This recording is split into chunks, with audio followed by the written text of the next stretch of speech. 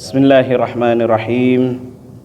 Assalamualaikum warahmatullahi wabarakatuh.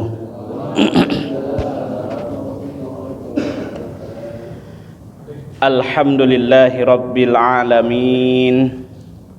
Wabihi nasta'in ala umurid dunya waddin. Wassalatu wassalamu ala ashrafil anbiya'i wal mursalin Sayyidina Muhammadin wa ala alihi wa sahbihi ajma'in, amma ba'du. Bapak-bapak jamaah salat maghrib Nurul Yakin yang dimuliakan Allah subhanahu wa ta'ala, puji serta rasa syukur marilah kita panjatkan kehadirat Allah subhanahu wa ta'ala atas segala nikmat yang Allah berikan kepada kita, sehingga dengan nikmat itu alhamdulillah kita bisa menunaikan salat maghrib secara berjamaah, lalu dilanjutkan dengan mengikuti kajian ini.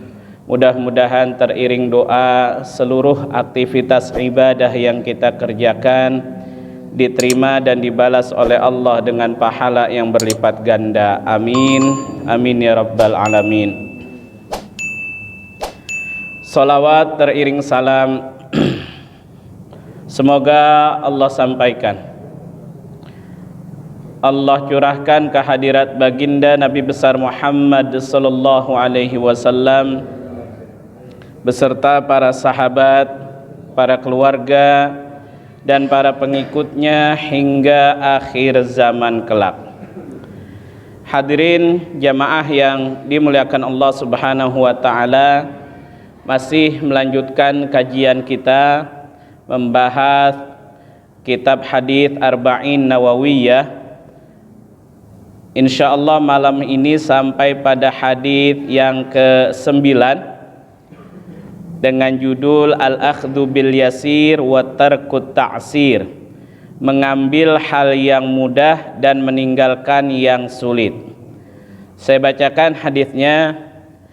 An Abi Hurairah radhiyallahu anhu qala sami'tu Rasulullah sallallahu alaihi wasallam yaqul ma nahaitukum anhu fajtanibuh wa ma amartukum bihi fa'tu minhu mastata'tum fa innama ahlakal ladzina min qablikum kathratu masailihim wa ikhtilafuhum ala anbiya'ihim. Hadis riwayat Bukhari dan Muslim.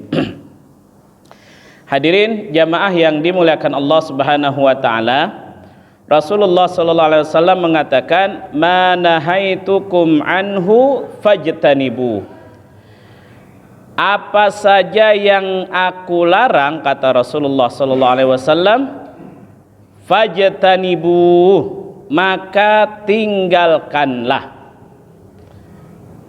Ini yang sering saya sampaikan di tempat ini, bahwa Islam punya konsep ketika bicara masalah larangan, maka kalimatnya adalah fajtanibu, jauhi, tinggalkanlah, mutlak. Nggak bisa ninggalinnya dikit-dikit.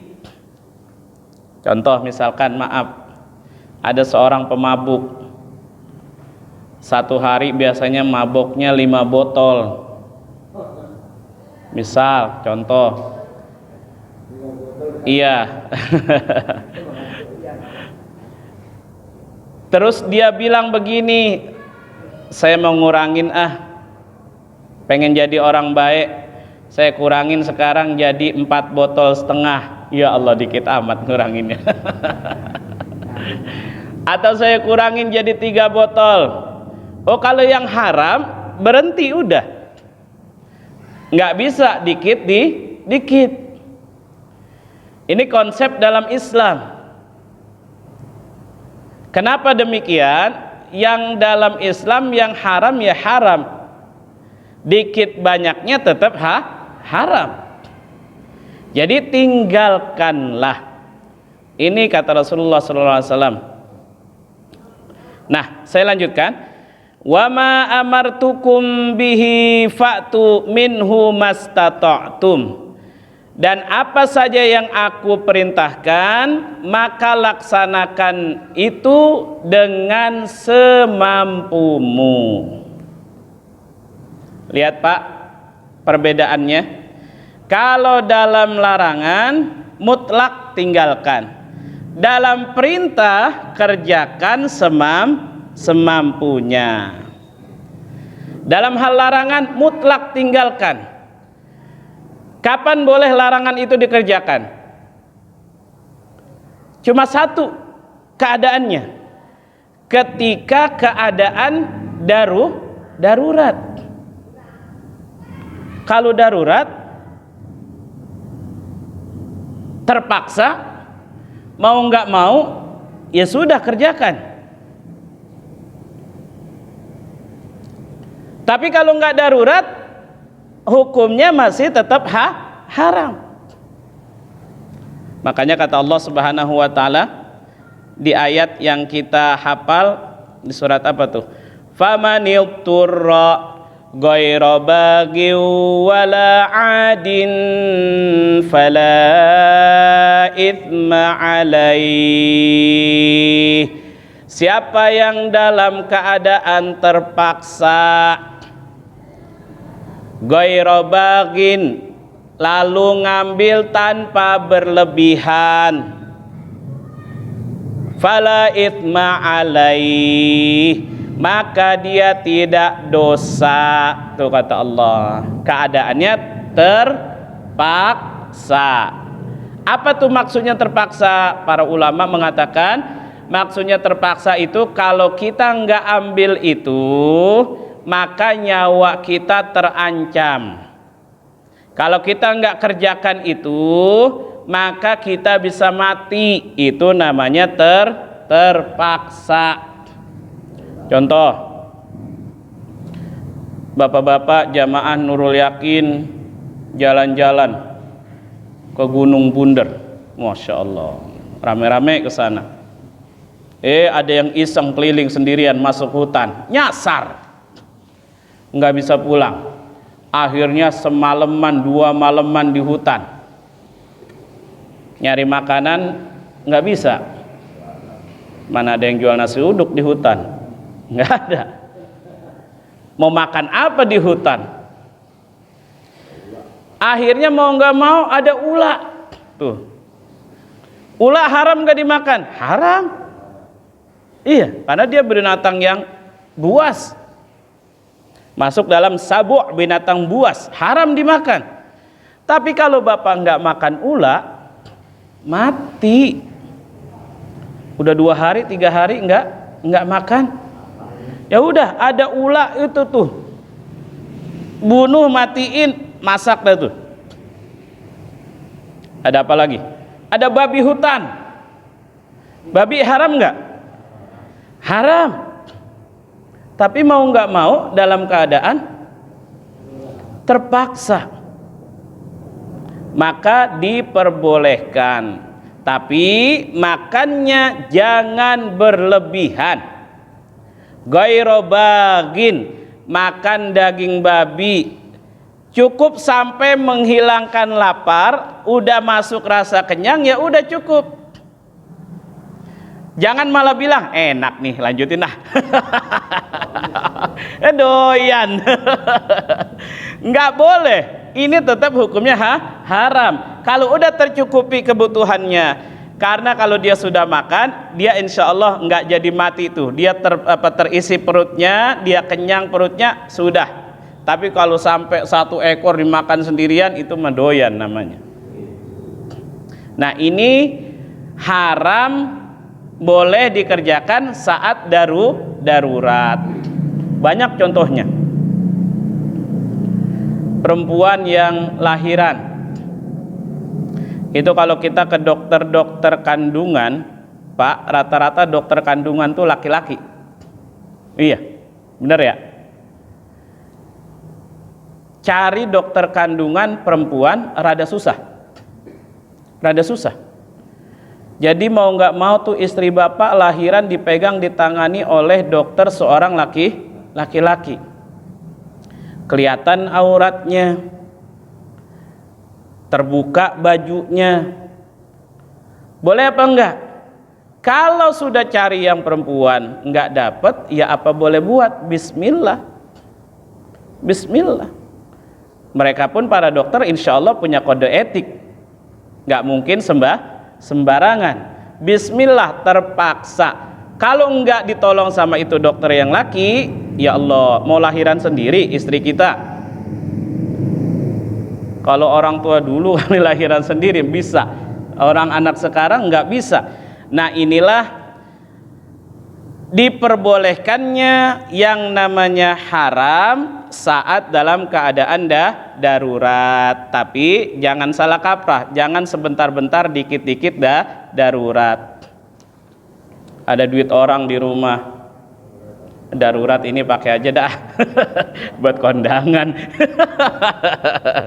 Ya itu mah bukan darurat. Kalau mau gantiin sih nggak ngapa-ngapa, alhamdulillah. Iya. Darurat itu kalau terancam nyawa atau jiwa, atau kalau kita nggak kerjakan itu putus anggota tubuh kita, itu namanya darurat. Baik. Wa ma amartukum bihi fa'tu minhu mastata'tum.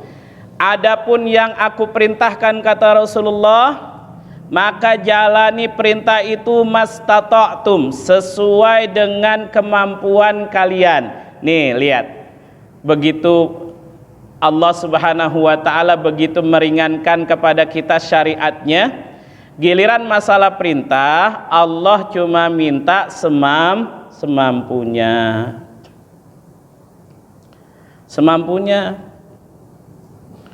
Allah perintahkan sholat 5 waktu. Ini Allah udah tahu pasti umat Islam mampu. Nggak mungkin nggak mampu. Makanya Allah perintahkan. Masih ada juga yang nggak mampu. Oke, kalau nggak mampu diri ya silahkan duduk. Nggak mampu duduk, iya tiduran, bukan tidur mah merem. Tiduran. Nggak mampu tiduran, pakai isyarat. Kedap-kedip mata, Allahu Akbar, Allahu Akbar. Begitu Pak. Makanya Bapak, saya pesan nih, kalau Bapak jenguk orang ke rumah sakit, kalau musim Covid sih nggak boleh jenguk. Itu sebelum Covid udah masih boleh jenguk tuh. Jenguk orang ke rumah sakit, Bapak ngelihat nenek-nenek di rumah sakit matanya kedap-kedip begini. Nah, jangan dibilang nenek-nenek gede tamat gue dikedipin. Enggak, bukan. Bisa jadi dia lagi sholat. Ya Allah. Tuh, nggak bisa kedap-kedip, pakai hatinya. Pakai hatinya. Tuh, Islam ajarannya begitu. Kalau perintah sesuai dengan kemampuan. Haji, ya emang belum haji, belum bisa haji, jangan maksa-maksa sampai ngerepotin. Pokoknya saya nekat, saya mau berangkat haji, naik motor. Innalillahi wa inna ilaihi rajiun. Nyampe kagak, mati iya. Kemarin ada tuh katanya naik haji, berangkat naik sepeda. Saya bingung jalannya tahu apa ya? Iya, kemarin saya lihat berita dari Tangsel lagi katanya. Haji naik sepeda katanya, Masya Allah. Nggak usah maksa-maksa. Kalau belum mampu, kita belum wajib. Iya. Makanya kalimatnya manistata'a ilaihi sabila. Siapa yang mampu saja melakukan perjalanan itu. Yang nggak mampu, ya usaha aja terus. Jangan maksa-maksa. Ada lagi yang jalan kaki, Masya Allah. Enggak. Kenapa Islam seperti ini? Islam enggak ingin perintah yang dari Allah perintahkan itu menjadi merasa berat buat umatnya. Kata Allah, ma ja'ala alaikum fid dini min haraj. Tidak Allah jadikan dalam agama ini rasa berat. Makanya perintah dalam Islam tidak ada yang memberatkan, Pak. Salat mudah. Puasa mah juga yang mampu, kalau yang sakit jangan puasa. Yang bepergian jauh jangan puasa. Tapi nanti kalau sehat, kalau nggak kemana-mana ganti qadha. Nih udah mau masuk bulan Sya'ban nih. Ingetin tuh istri-istri di rumah atau cucu-cucu yang perempuan, atau mungkin bisa jadi laki-laki yang batal tahun lalu puasanya. Iya, ingetin. Itu artinya kan semampunya. Inilah kalau bagian ketaatan diukur sesuai dengan kemampuan. Enggak mampu sedekah sehari 200.000, ya jangan. Semampunya aja berapa. Islam enggak pernah beratin. Hadirin jamaah yang dimuliakan Allah Subhanahu wa taala, saya teringat satu hadis Rasulullah SAW, di mana Rasulullah SAW itu kedatangan 3 orang tamu, Pak. Tapi tamu ini nggak janjian datangnya. Datang tamu satu, Rasulullah belum nemuin tamunya, belum keluar. Tamu ini nunggu. Datang lagi tamu berikutnya yang kedua. Nggak lama lagi datang lagi tamu ketiga, tapi Rasulullah belum keluar. Begitu mereka bertiga sambil nunggu Rasulullah SAW keluar, mereka saling ngobrol. Apa ngobrolnya? Ngobrolnya begini, Pak, Bapak ngapain ke sini? Ada perlu apa dengan Rasulullah SAW? Apa kata orang yang satu? Saya ke sini pengen tahu bagaimana hebatnya ibadah Rasulullah SAW. Saya pengen tahu hebatnya gimana nih. Yang kedua juga bilang, sama. Saya juga pengen lihat ibadahnya Rasulullah gimana hebatnya. Yang ketiga juga ngomong, iya itu juga tujuan saya datang kemari. Saya pengen tahu gimana sih hebatnya ibadah Nabi. Lalu masing-masing ini 3 orang ini membanggakan kehebatan ibadahnya. Apa kata orang pertama? Amma ana fa'asumud dahra. Kalau saya bukan sombong nih ya, kata orang pertama. Saya itu tiap hari puasa. Walam uftir, nggak pernah batal. Nih, saya tiap hari puasa. Orang kedua nggak mau kalah lagi. Apa kata orang kedua? Amma ana fa usalli al-lail falam arqud. Kalau saya bukan sombong, saya setiap malam itu sholat, nggak pernah malam saya tidur. Orang ketiga ngomong juga. Apa kata orang ketiga? Amma ana fa'atazilun nisa. Kalau saya mau fokus ibadah, saya nggak mau nikah dengan perempuan. Apa kata Rasulullah SAW begitu datang? Begitu datang Rasulullah SAW tegur. Siapa tadi yang ngomong tiap hari puasa? Saya ya Rasul. Siapa yang tadi ngomong tiap malam sholat nggak tidur? Saya ya Rasul. Siapa yang tadi ngomong nggak mau nikah dengan perempuan? Saya ya Rasul. Apa kata Rasulullah SAW? Wallahi inni la akhsyakum wa atqakum lillah. Saya ini orang yang paling takwa. Saya ini orang yang paling takut kepada Allah. Tapi saya puasa dan saya berbuka. Artinya Rasulullah nggak pernah puasa setiap hari. Fa usalli al-lail wa arqud. Saya sholat malam juga, tapi saya juga tidur. Saya tidur. Yang ketiga apa kata Rasulullah? Fa inni ankihun nisa. Saya juga nikahi perempuan. Tuh Rasulullah SAW tidak membenarkan apa yang dilakukan oleh 3 orang tersebut. Kenapa? Karena kalau dibiarkan itu pasti memberatkan. Siapa yang sanggup diantara kita puasa tiap hari? Ya puasa tiap hari, kondangan kagak makan. Iya, ada arisan kagak datang, kagak makan. Nih disodorin kopi kagak minum. Nggak mungkin, nggak enak Pak hidup begitu. Nggak enak. Siapa yang sanggup tiap malam bangun malam semalam suntuk, sholat nggak tidur-tidur? Jamaah Nurul Yakin kalau begitu naik semua darahnya. Nggak tidur-tidur semalaman, sholat aja. Besok begitu ditensi, Masya Allah 300. Waduh. Besok kabar pada sakit semua. Ya Allah, gara-gara apa? Gara-gara sholat malam kagak tidur-tidur. Tuh jadi nyalahin Allah. Siapa yang kita sanggup nggak nikah misalkan? Ya nikah, memang ajaran Islam nih nikah. Nah inilah hadirin jamaah yang dimuliakan Allah Subhanahu Wa Taala. Kalau perintah jalani sesuai dengan kemampuan. Di luar kemampuan itu tidak menjadi tanggung jawab kita di hadapan Allah. Yang menjadi tanggung jawab adalah sebatas kemampuan. Tapi Allah mah, insya Allah Allah maha paham dah. Allah kasih perintah kepada hambanya, pasti semua hambanya mampu ya. Nggak mungkin enggak. Perintah sholat, ya Allah, kan saya yakin semua umat Islam mampu Pak. Yang kagak mampu itu yang kagak punya niat doang. Tuh bohong, orang sibuk banget lalu nggak bisa sholat 5 waktu. Saking sibuknya, oh bisa dikasih cara sama Rasulullah, bisa jamak, bisa qashar kalau lagi bepergian jauh. Nih, baik saya lanjutkan hadisnya.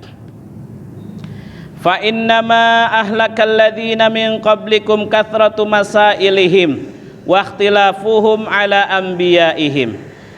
Karena yang banyak menghancurkan generasi-generasi sebelum kalian adalah karena mereka terlalu banyak bertanya kepada Rasulullah sallallahu alaihi wasallam. Apa maksudnya kalimat ini? Hadirin, kalau kalimat ini nggak dijelaskan, ini jadi fitnah nih. Kenapa banyak bertanya, kok malah menghancurkan generasi-generasi sebelum kita, sebelum Nabi Muhammad SAW? Ternyata pertanyaan itu berbagai macam jenisnya. Ada pertanyaan yang memang orang membutuhkan. Ini bagus. Contoh, dia nggak tahu ilmu sholat, dia bertanya tentang sholat, ini butuh namanya, pertanyaannya bagus. Dia nggak tahu ilmu puasa, dia tanya kepada orang yang ahlinya, dia pengen tahu, ini bagus namanya. Itulah ada sebabnya namanya seorang sahabat Abdullah bin Mas'ud. Abdullah bin Abbas. Abdullah bin Abbas. Abbas itu pamannya Rasulullah, punya anak namanya Abdullah. Jadi sama Rasulullah hubungannya apa nih Pak? Anaknya mamang, anaknya paman, berarti sepupu. Cuman umurnya beda jauh. Pada saat Rasulullah SAW wafat, Abdullah bin Abbas itu baru 10 tahun atau kira-kira 13 tahun lah. Nih, tapi di umur 13 tahun itu di Madinah, yang menggantikan ngajar di Madinah, menggantikan ngajarnya Rasulullah SAW adalah Abdullah bin Abbas. Umur berapa? 13 tahun. Wah, kalau di kita mah diajarin sama anak 13 tahun. Siapa lu tong? Nah. Tapi dulu di zaman Rasulullah gitu tuh. Yang ngajarin nggak sembarang orang. Abdullah bin Abbas itu 10 tahun hafal Quran, 30 juz. Kayak bapak-bapak Nurul Yakin 30 juz hafal insyaallah. Alhamdulillah. Iya, cuman juznya beda, bukan juz Quran. 10 tahun. 13 tahun udah mateng beliau. Nabi wafat. Abdullah bin Abbas yang ngajar tuh di Madinah, di Masjid Nabawi. Padahal masih kecil, umur 13 tahun ya. Ditanya beliau, Abdullah bin Abbas, oleh sahabatnya, "Wahai Abdullah bin Abbas, anna laka hadzal ilmu?" Bagaimana engkau caranya bisa mendapatkan ilmu yang begitu dahsyat, luar biasa hebatnya, sehingga umurmu baru 13 tahun engkau sudah mengajar di Masjid Nabawi menggantikan Rasulullah SAW. Apa jawaban Abdullah bin Abbas? Qalbun aqul walisanun saul. Aku jadikan hatiku selalu untuk berpikir, dan aku jadikan lisanku selalu untuk bertanya kepada Rasulullah sallallahu alaihi wasallam. Ini bagus. Iya. Makanya kalau kita dengar hadis itu banyak Pak yang diriwayatkan dari Abdullah bin Abbas, karena ini orang hebat. Beliau banyak bertanya begitu. Ini bagus pertanyaannya. Boleh nggak bertanya seperti ini? Boleh. Bagus. Nah, tapi juga ada pertanyaan yang mohon maaf, ini nggak benar. Bertanya mah bertanya, tapi maksudnya ngejek. Ada nggak yang kayak gitu? Ternyata pernah kejadian di zaman Rasulullah SAW. Nanya menanya tapi ngeledek.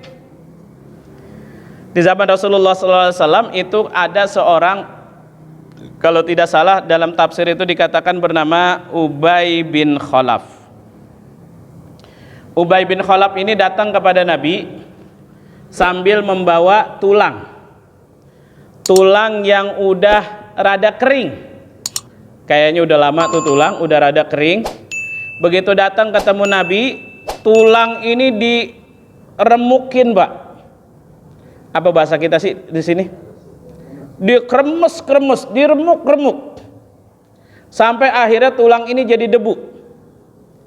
Begitu jadi debu, ditiupin di hadapan wajah Rasulullah. Debunya ke atas. Berhamburan tuh debu ke wajah Rasulullah SAW. Lalu Ubay bin Khalaf nanya. Apa kata Ubay bin Khalaf?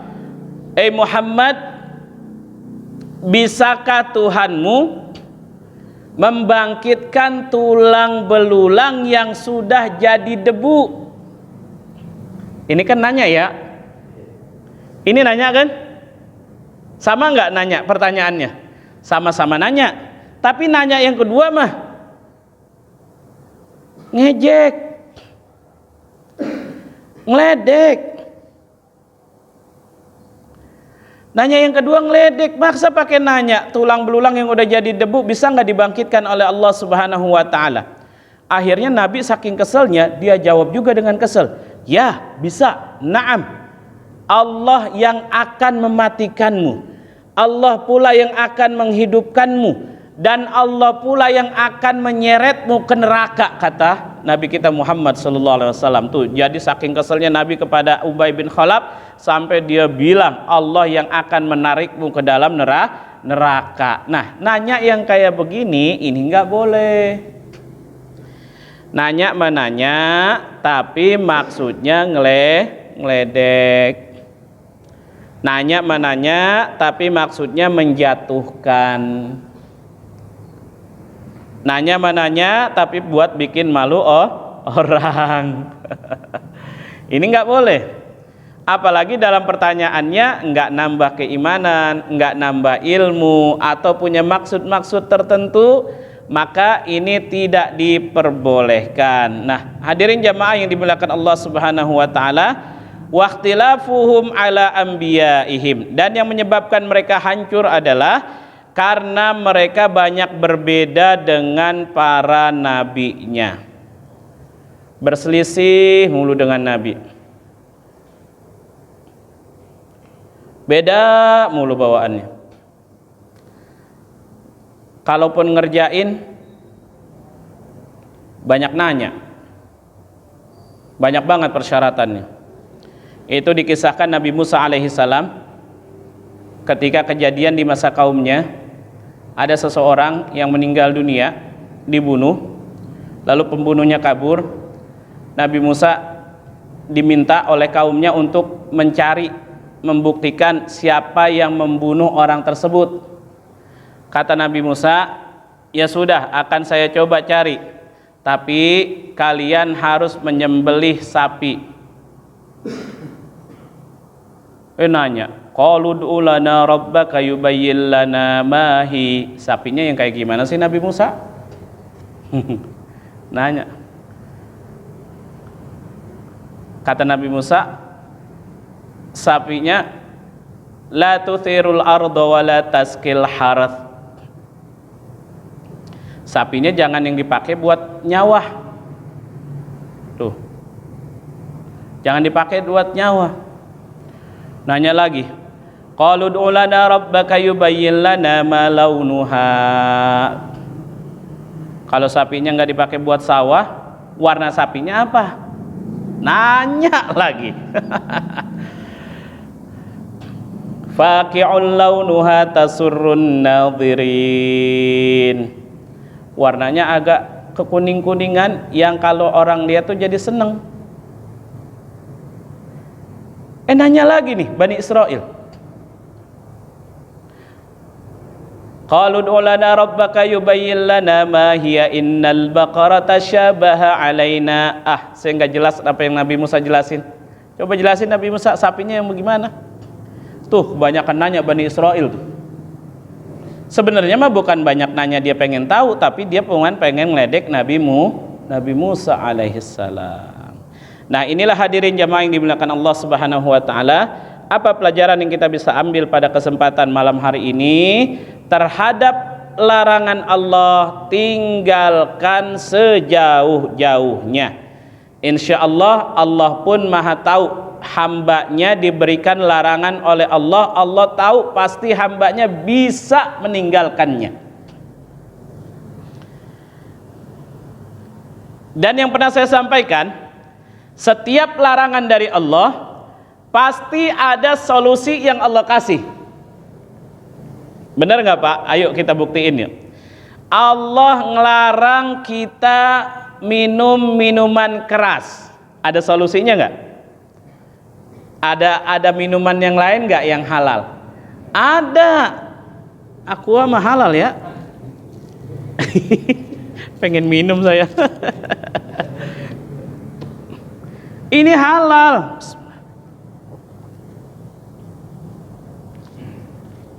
Tuh. Makanya Allah Maha tahu. Allah larang kita berzina. Ada solusinya enggak? Ada. Nikah. Jangan zina. Kurang satu, tambah dua. Misalkan. Kalau masih kurang dua, tambah lagi. Oh, kalau jamaah Nurul Yakin insya Allah berani-berani nih. Ada solusinya. Allah bilang jangan cari yang haram, yang halal banyak rezeki. Jadi Allah sudah maha tahu. Yang haram-haram sudah pasti insya Allah bisa kita tinggalkan. Makanya dalam yang haram mutlak ditinggalkan kecuali dalam keadaan terpaksa. Yang diperintahkan dikerjakan sesuai dengan kemampuan. Baik hadirin jamaah yang dimuliakan Allah Subhanahu wa taala, masih ada waktu sekitar 5 menit. Mungkin kalau ada diskusi, ada pertanyaan dipersilakan.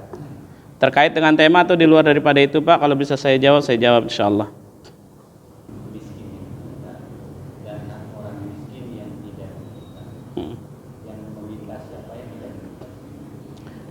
Baik hadirin, di surat Az-Zariyat ada ayat yang mengatakan wa fi amwalihim haqqul lis-sa'ili wal mahrum. Di dalam harta mereka ada hak buat orang-orang yang meminta, wal mahrum, dan yang tidak meminta. Baik, siapa tuh yang meminta? Yang meminta itu yang jelas-jelas memang dia mengatakan, saya minta dong. Itu berhak kita kasih, apalagi kalau kita tahu memang mintanya adalah betul-betul butuh. Kalau mereka minta sekedar jadikan profesi kayak sekarang, tukang minta-minta banyak, maka para ulama mengatakan boleh kita kasih, boleh enggak juga. Nah, ada lagi yang wal mahrum, yang tidak minta. Siapa itu mereka? Yang dimaksud di situ adalah mereka yang dia tuh kepengen dibagi tapi nggak ngomong. Contoh maaf, misalkan di masjid ada distribusi kurban, ada orang yang pengen dibagi tapi kalau dia ngomong dia malu. Dia nggak minta. Nah yang kayak gini pun berhak kita kasih. Jadi dia nggak ngomong terang-terangan. Jangan kita sebagai orang kaya, misalkan kita yang dititipkan harta oleh Allah Subhanahu wa taala, jangan punya prinsip begini, orang dia nggak ngomong sih. Kan gitu Pak, dia nggak ngomong sih butuh ya, saya kan jadi kalau nggak ngomong saya nggak kasih. Enggak, jangan begitu. Orang itu mau atau enggak kan kita bisa lihat dari lirik wajahnya, dari apa gestur apa tubuhnya, kita bisa lihat itu. Nah itulah yang dimaksud al-mahrum, mereka yang tidak minta-minta, dia nggak ngomong tapi hatinya pengen, mereka pun berhak kita berikan. Begitu ya, wallahu alam bissawab. Kita punya rezeki, ada yang minta kasih, ada kira-kira tetangga dia nggak minta, malu, kasih aja, nggak apa-apa. Baik, wallahu alam bissawab. Ada lagi yang lain, silakan Pak. Silakan Pak.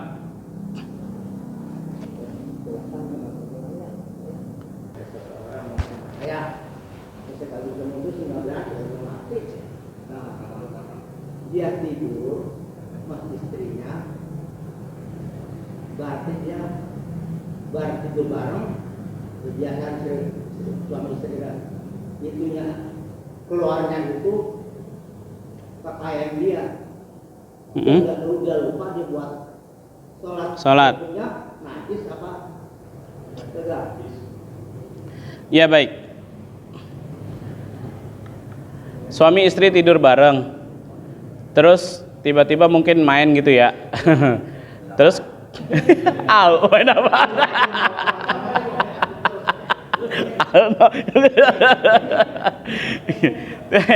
Ternyata keluarnya itu di kain, kain dia. Baik. Kenapa? Iya, kainnya boleh dipakai buat sholat apa enggak gitu kan? Oh, kainnya kain kotor.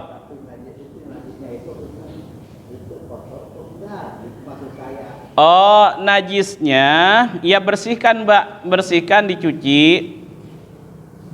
Najisnya cukup dicuci. Lalu kain itu habis dicuci bisa dipakai lagi, nggak ada masalah. Pak, perlu dipahami masalah, maaf ya, ini 17 tahun ke atas semua nih yang hadir, mani. Oh, iya sekarang anak-anak. mani itu hukumnya nggak najis, suci. Air mani kita nih para laki-laki hukumnya suci, nggak najis. Jadi misalkan Bapak ada kena pakaiannya, kena air mani gitu ya, itu masih sah buat dipakai buat sholat. Mungkin kita nggak nyaman aja, tapi secara hukum sah. Kenapa air mani nggak najis? Kalau air mani najis ya kita semua najis dong. Iya. Nah, yang najis itu yang wadi sama madhi. Iya, wadi itu yang keluar ketika merangsang, lagi berpikir hal-hal yang apa namanya, jorok-jorok dikit. Iya, itu kalau nggak salah madhi atau wadi itu, yang itu begitu keluar itu, itu najis tuh. Ada lagi wadi itu yang keluar bareng dengan air pipis, itu juga najis hukumnya. Jadi kalau mani Mbak, itu kalau misalkan emang secara hukum dia nggak najis, tapi kita nggak nyaman, lebih baik saya menganjurkan buat dicuci aja kalau jika memungkinkan. Tapi kalau misalkan ternyata itu nggak memungkinkan, harus pakai kain yang itu juga, ya maka apa boleh buat, silahkan, nggak ada masalah. Gitu ya Mbak. Wallahu a'lam bishawab. Yang nanya begini Abah. Iya, itu jadi iya. Ya.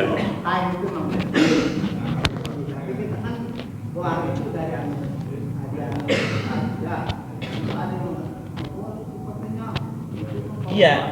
Tapi itu kan potong bukan hanya kencing, najis, bukan hanya berak, bukan apa. Dan itu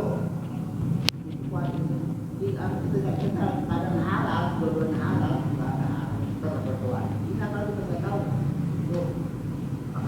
Iya, makanya kalau keluarnya air mani, Mbak, air maninya mah suci. Air mani itu keluar dengan dorongan syahwat. Warnanya juga kan beda air mani mah. Ya Bapak paham dah tuh. Jadi ngomongin ginian ya. Ngapa-ngapa dah. Air mani mah warnanya khusus, kita paham. Cara keluarnya juga beda.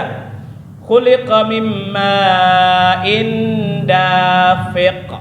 Keluarnya air mani itu dafiq, dus, ada tendangan. Tuh, iya, air mani itu begitu keluarnya. Tapi yang kalau keluarnya ini mah bukan air mani. Nah, ini yang najis nih. Itu yang najis. Air mani mah enggak najis hukumnya. Mazhab Syafi'i pun mengatakan air mani enggak najis. Insyaallah. Begitu ya, Pak. Ya, nanti bisa berdua kita diskusi masalah ini. Kalau kurang puas ya. Kayaknya mau privat apa sama saya nih. Baik, kita cukupkan sampai di sini. Insyaallah ketemu. Iya bener ya, ilah emang apa udah bercanda doang. Iya. Iya bener emang kagak nanya jadi nggak tahu kita. Baik, kita cukupkan sampai di sini. Mudah-mudahan sehat semuanya, bisa hadir lagi di pengajian ini. Terima kasih. Mohon maaf. Subhanakallahumma wa bihamdika asyhadu an la ilaha illa anta astaghfiruka wa atubu ilaik. Assalamualaikum warahmatullahi wabarakatuh.